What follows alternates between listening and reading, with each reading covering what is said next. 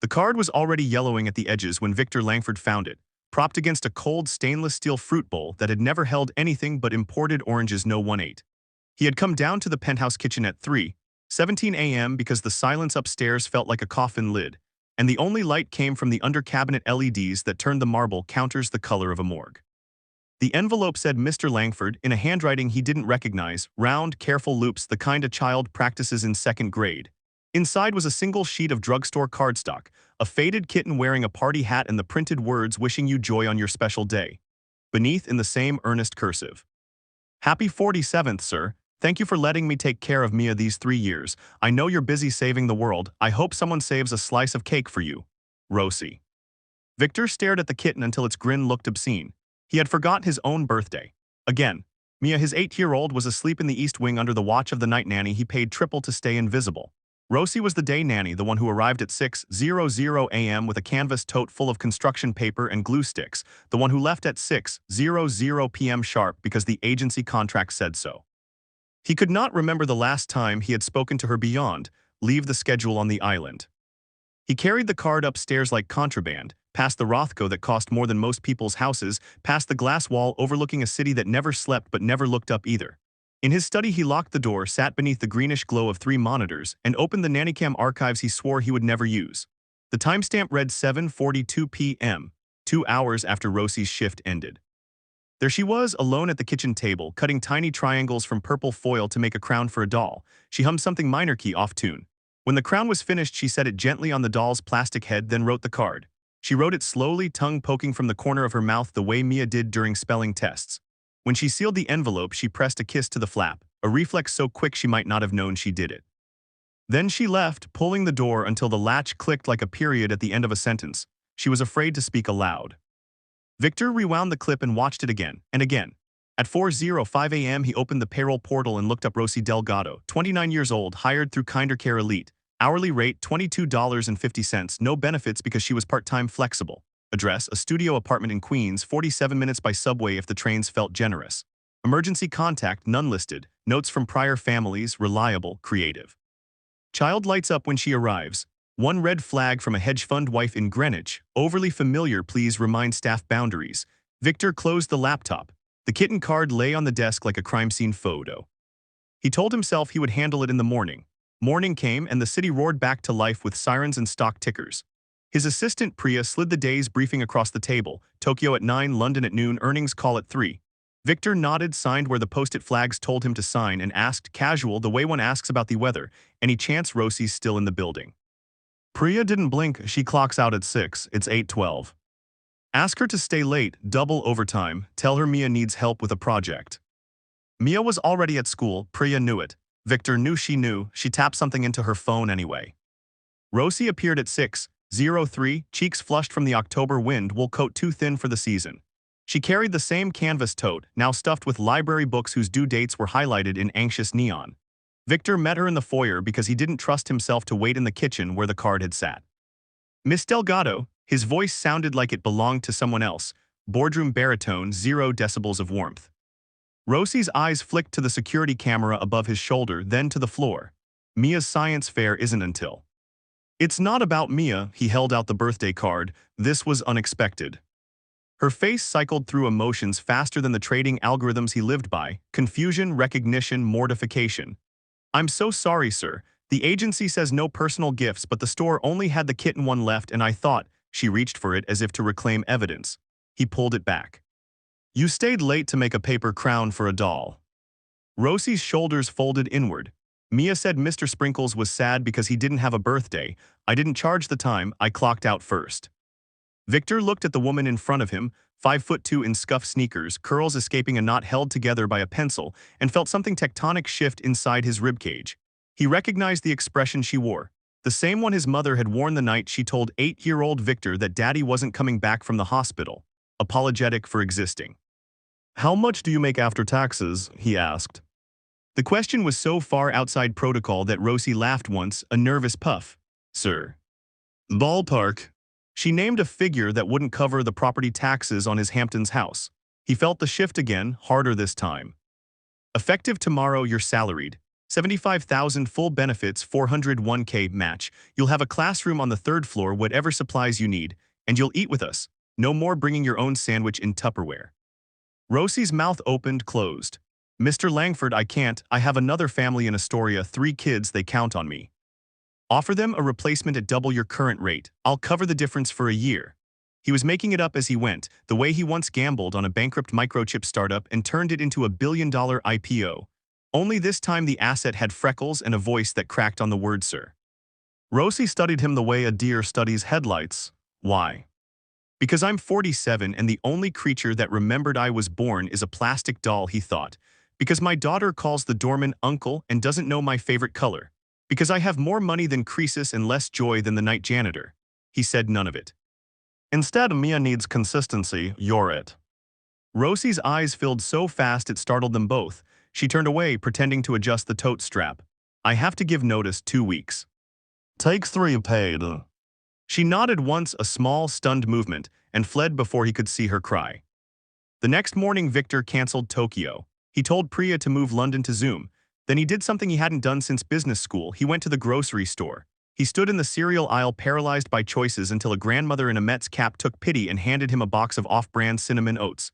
Kids like the bear on the front, she said. He bought 6. Rosie arrived at 7:00 a.m. sharp, eyes puffy but chin high. She found Victor at the stove attempting pancakes. The batter looked like wet cement. Mia sat on a stool swinging her legs, already wearing the purple foil crown. Rosie, Mia launched off the stool and into Rosie's knees. Daddy said you're moving in. You get the blue room with the big window and we're making a volcano that really erupts. Rosie looked at Victor over Mia's head. He shrugged, sheepish, spatula dripping. I may have oversold the volcano. The first week was a masterclass in controlled chaos.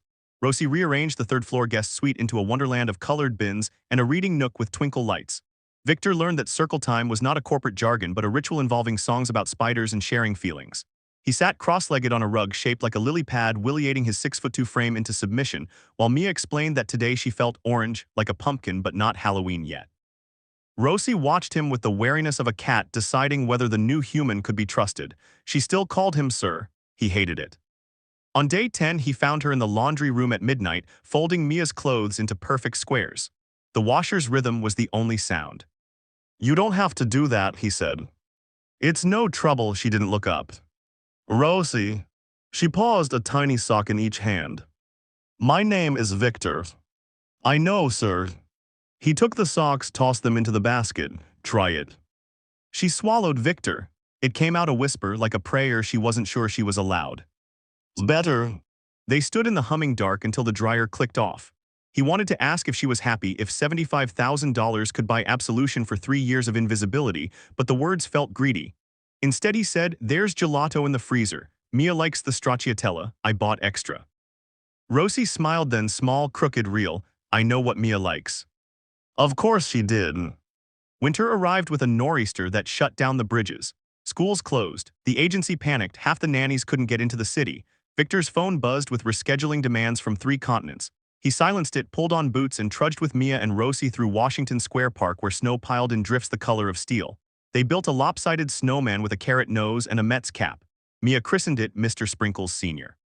Rosie took a photo on her ancient phone.